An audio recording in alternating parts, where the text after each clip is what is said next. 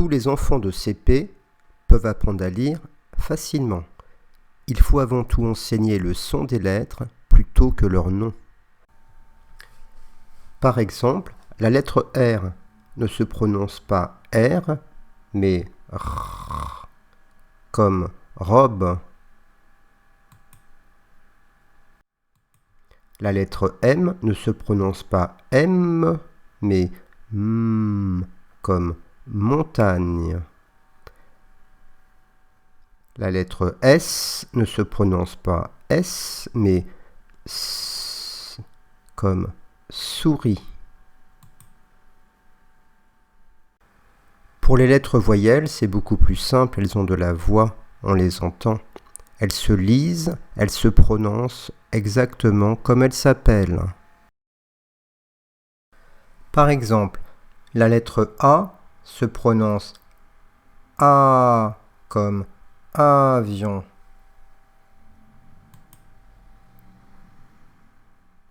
La lettre E se prononce E comme requin.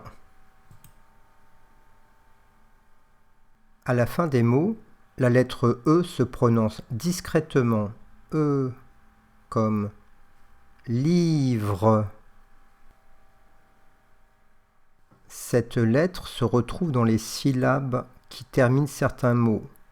Exemple, une cantine. Ces syllabes sont discrètes.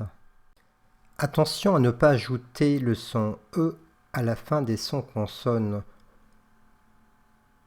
On ne dit pas ne, mais n. Je me souviens d'un élève qui n'arrivait pas à combiner certaines lettres. Il n'arrivait pas à lire le mot ni.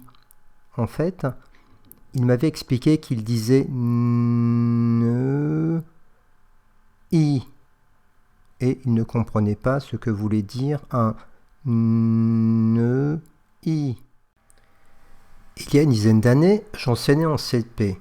Un élève qui n'arrivait pas à lire a dû aller chez l'orthophoniste. C'était très douloureux pour lui.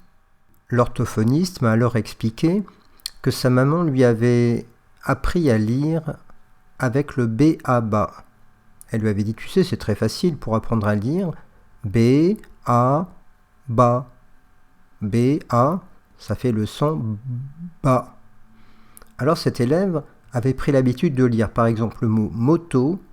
Il disait, il faisait comme sa maman, M, O, mo, T, O, to. M, O, mo, T, O, to. Le mot vélo, il disait comme ça.